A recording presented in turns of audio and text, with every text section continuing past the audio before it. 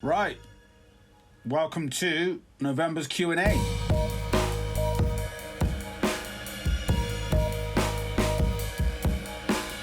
How the fuck are we all doing? So Boris has just announced the lockdown and all that sort of shit. So yeah, I think it's officially the worst year to try and make something of my music. But anyway, enough of that. Let's get on with some questions. The first question this month, well, the question I'm going to put first is from Zane. What is the purpose of your music? So, Zane, this has layers, mate.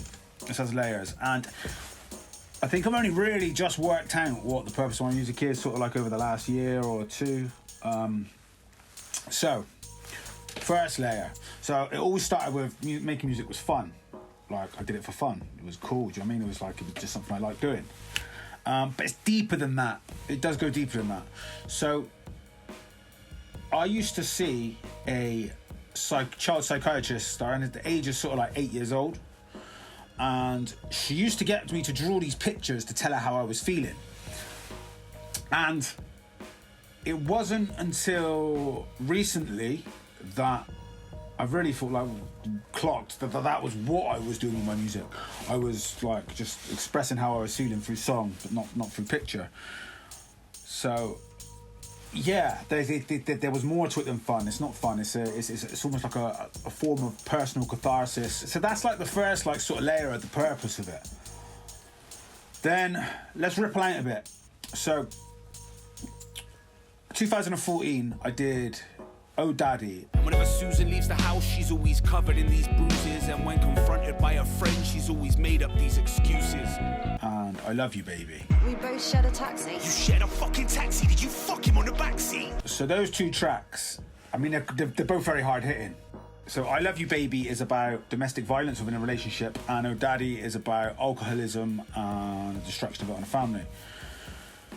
When I wrote those songs, I didn't realise the impact it would have on other people. As an artist, I don't go out with the aim in mind that I'm going to create something to change your life or someone's life.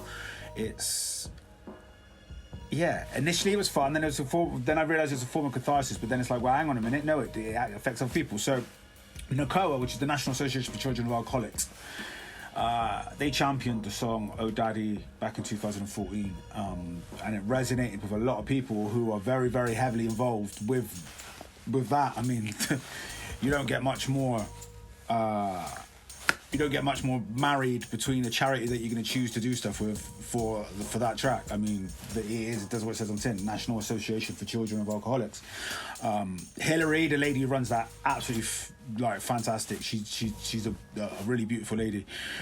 But the feedback that I was getting from guys linked with the charity who've been through this, they've been through alcoholism, they've been children of alcoholics, or they've been the parent of children and they were ex-alcoholics or whatever, and the message there, they had really beautiful messages, and it really did impact certain people. So then, but recently I've had for Oh Daddy and I Love You Baby, I know someone who was in a domestic violence shelter, and she was messaging me telling me the impact, because she was showing all the other women that were in this home with her, and she was saying the impact that it was having on them, and I had some really beautiful messages there too.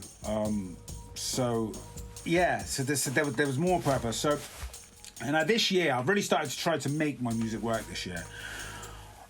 I had like 4 years off, kind of. I was still writing, but like I've actually chose to pursue it now. And I think it's my moral obligation to pursue something that's meaningful.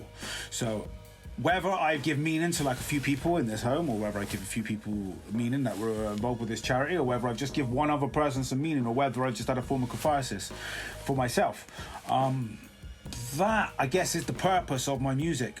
I know you gave me you said just what is the purpose of my music, and you kind of like told me to put my own interpretation on it. So I think that would be it, mate. So first, it's a form of catharsis. Second, it's fun, and third, it can provide value and meaning to other people's lives. So yeah, I mean, I picked the worst year ever to fucking kind of try and make a go at it, with like being no gigs and all these lockdowns and shit like that. But nothing that you're going to try and make work is going to be easy. It's going to be hard.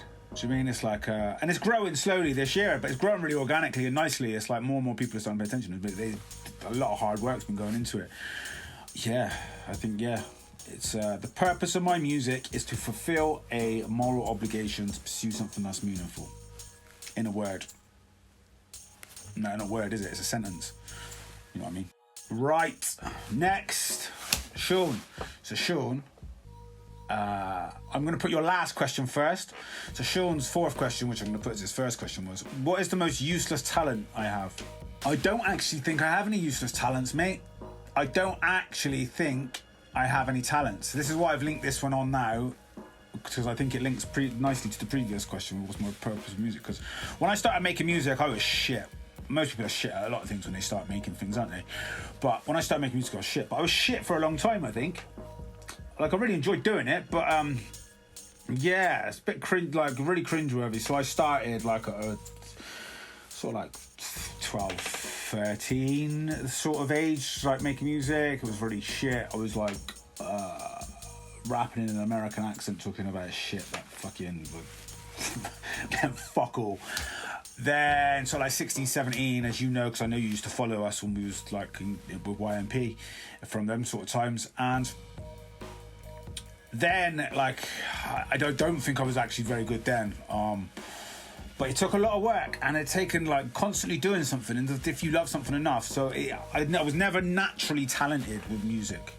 It was something I had to work fucking hard at to get kind of where I am. It's taken me, you know, you hear some people like they're in their 20s and they're like talking some real fucking deep, like conscious shit.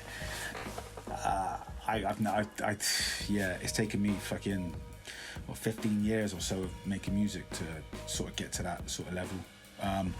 So yeah, I don't think I have any good talents or bad talents. Everything is that I've done is I've worked towards. I mean, yeah. It's all taken blood, sweat and tears, I'll have you know, mate. But yeah, that's what I'm gonna say. I don't think I have any. Sorry, shit answer alert. Shaun said, how have I never heard Sally Sandwich before? So last month on the Q&A, if anyone missed it, I put a clip of Sally Sandwich because Roscoe asked what the weirdest song was that what he thought the weirdest song was that I made him was Sally Sandwich. No one ever made her feel like a special kind of girl. Silly Sally Sandwich bit off more than she could chew. Silly Sally Sandwich. So Sally Sandwich was on the Country Cartel Reverb Nation page, and we used to have that.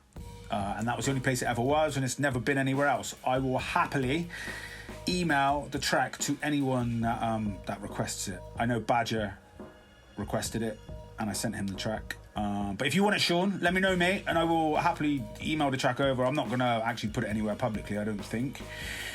Unless, like, I get cries of, like, thousands of people fucking, or even, like, 10 people asking me to put it somewhere, and then I will. But yeah, if you want it, mate, I'll put it up there. I'll tell you what, though, the best song I think that we ever had on the Country Cartel Reverb Nation page was Dane's Understand Me. You say something. There's nothing that you can say. You never understood. You looked at me the same way. Come on, Mum loved you more. Always tugged you first when she walked through the door. That fucking track was amazing. And he like goes in and he like shoots everyone at the end. You don't understand me. You don't understand me. Right, so Shaun's next question was, if you could be an opening act / supporting artist at a show for any music artist, who would you open up for and why? Could give 2 answers, current day artist, plus if there's anyone who's passed away / no longer doing music. So for current artists, I think I'm going to skew towards someone like Koji Radical, because I feel the substance of my music may resonate well with Koji Radical fans. But I really struggle with shit like this. I really do. I really struggle with thinking who would be my demographic.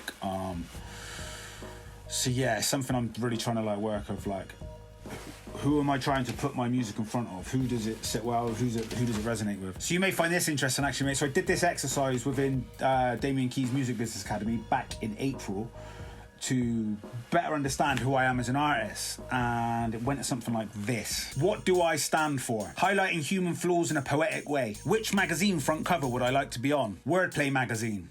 But since then, I watched a Wretch32 interview the other day, and he said never sell yourself short, so fucking Wordplay magazine, but the cover of Rolling Stones.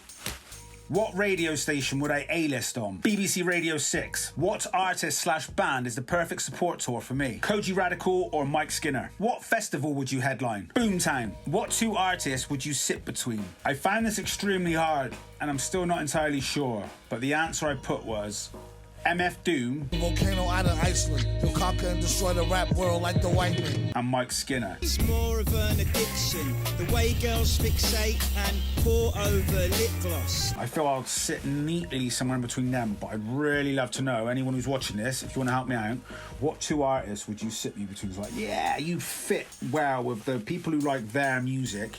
If you plonk me in the middle, what do you reckon? Yeah, let me know. Which producer would you work with? Kanye West.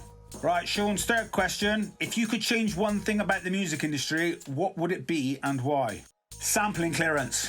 I would make sampling clearance fucking so much easier. So sampling was never like a big thing like a long time ago. Well, it wasn't actually that long ago, was it, in the grand scheme of things? But sampling, obviously hip hop started with this fucking built on sampling, innit? Like 2 record decks, let's just fucking loop that fucking break or whatever, and then let's rap on it. So, but now it's bigger than that. I mean, everyone samples now.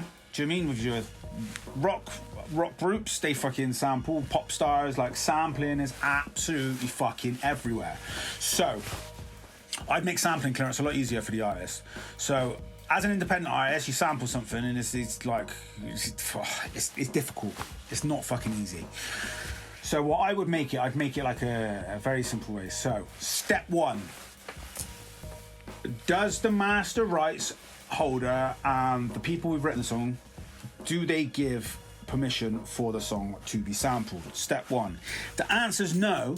Then you just go to this database and fucking, sorry, computer says no, you can't sample it. Well, you can, but you can't do fuck all with it. You have to just leave it on your thing legally.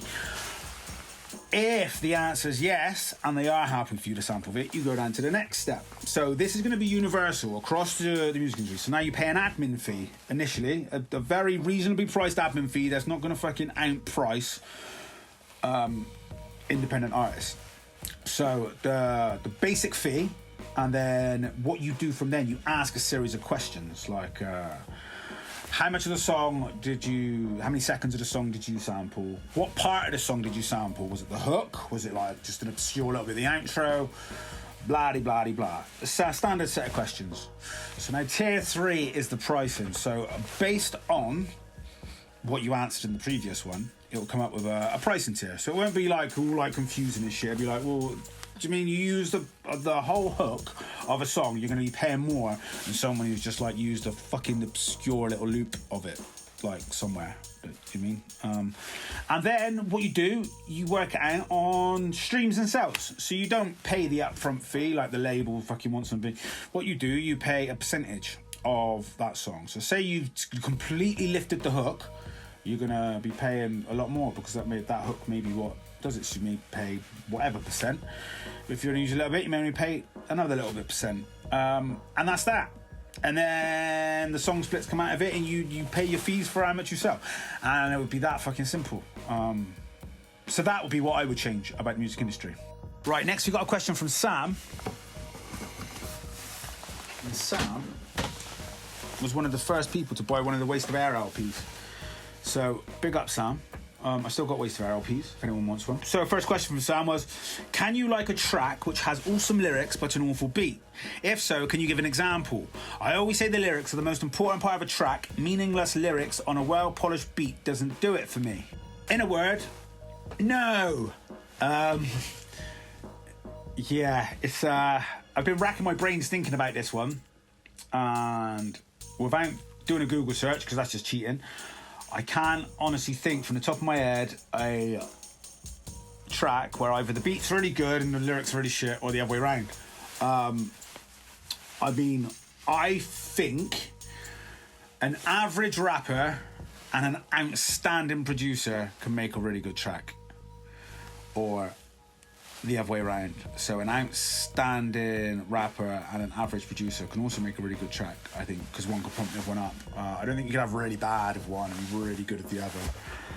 I definitely think, for me, if that was going to work, the really good rapper would be better than the really good producer.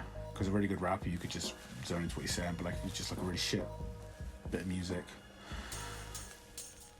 I don't think it'll work. I don't know. Anyone watching, put below an example, if you can think of any, of either a really good beat and a really shit rap, or a really good rap and a really shit beat.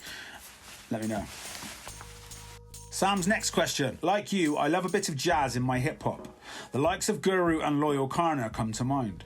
Who influenced you with the jazz in your music, and can you recommend other artists with the same vibe? Shit answer alert. I didn't even realise the influences of jazz that I had until you've asked this question. And then looking back on it, as I look back through the Waste of Air LP, it's definitely got a lot of jazz influence in there, hasn't it? So, for example, Another Day in Paradise was heavily influenced by Earl Sweatshirt's, let me say it right, Earl Sweatshirt's Chum. Something sinister to it. Pendulum swinging slower, degenerate moving. And the whole LP, the whole project, was also influenced massively by Kendrick Lamar's To Pimp a Butterfly. The whole album, like, because the album's jazzy as fuck, innit? Be alright, do you hear me? Do you feel me? We gon' be alright. So to say like a jazz influence in general, don't know. But they are, I know that those two, so Kendrick and To Pimp a Butterfly, was definitely a massive influence of the Waste of Air LP in general.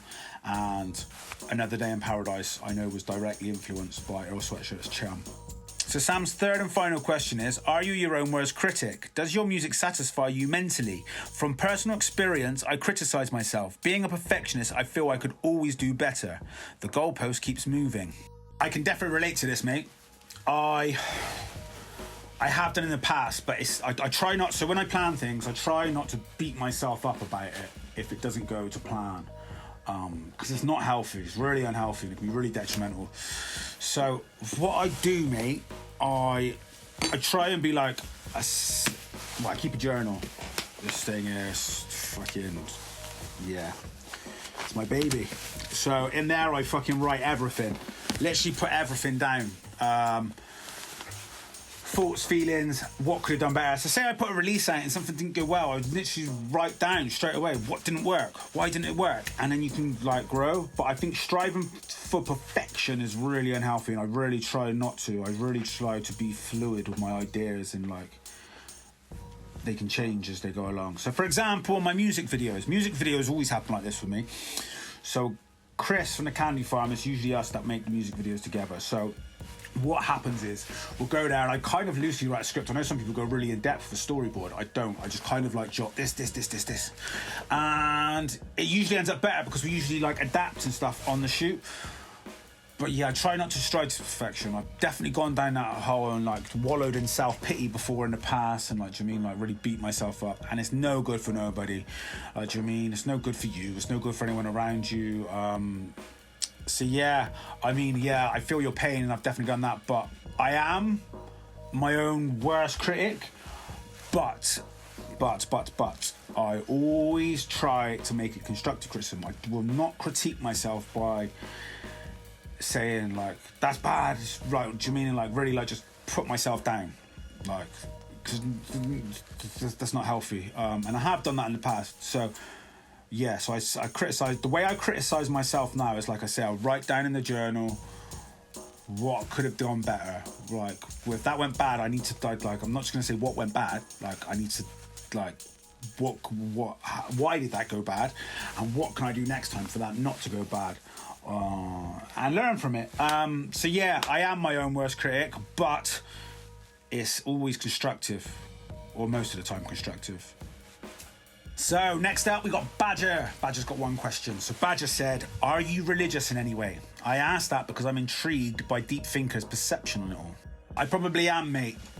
I mean, I'm not a member of any formal religious group, but I definitely feel like I have some sort of like spirituality, maybe, or like there's something beyond. But I'm a fan of like a lot of stuff like this. So very fluid thinking, and my mind changes all the time. So what I say now, I may not think in a month's time. I think science will pave the way to God. God's probably the wrong terminology, because God means there's like a divine sort of ruler or overseer. So whether it be like simulation sort of theory, and like we live in this simulation, so we were actually created by some AI or some advanced humans, and this is just a simulation, or whether this is, I don't know, like different layers of consciousness, like the whole like astral plane type thing. I don't know, but I definitely don't think that this is what we are seeing now is the only reality around us. Definitely don't think that. I mean, I don't know, it's fucking fascinating me. I even find like some of the traditional texts really interesting as well. So like you go back to like the old like Adam and Eve stories, and like the symbolism and a lot of the stuff in there, like and like you go to the Great Flood, like Noah and the Great Flood, and you like look a lot of what Graham Hancock says about like the previous humans and how we could have been like the super intelligent species before, and we got wiped out by asteroid, and there was obviously little pockets of human civilizations that managed to survive, lost everything, because let's face it, if we were to get wiped out now, all these great scientists and thinkers now, anywhere that's lit up on the world, if there was an asteroid, they'd all be fucked. So the food chains would go down. The only people that would survive are the ones that are in like the Amazon and shit like that, innit? So like people who are tribe, their nature is to live off the land. They know fucking. So, yeah, I mean, Graham Hancock lives in Bath, so when I start my podcast next year, it'd be fucking amazing to get him on. Fucking fascinating bloke. But yeah, like, so yeah, I think I'm a religious in some sort of way, mate, but I don't follow any formal practice of religion. I mean, I have like certain practices that I do for myself. I also think points like there is no God, only science, or there is only God and no science, I don't think they're very healthy sort of points of view, and I think a lot of modern intellectuals are doing a lot of work on infusing the two. But yeah, I find it all pretty fascinating. Like even stuff like I read a book by Reza Aslan called The Life and Times of Jesus of Nazareth, Zealot, and he basically deconstructed the Bible of the biblical stories of Jesus and based it on true historian texts of that period of time, and kind of deciphered it and what would have like kind of happened, and not what it says in the Bible. And like that was really interesting. It's a really good book, mate. I highly recommend it. So it's Zealot, Life and Times of Jesus of Nazareth by Reza Aslan. So that's it for this week and this month even.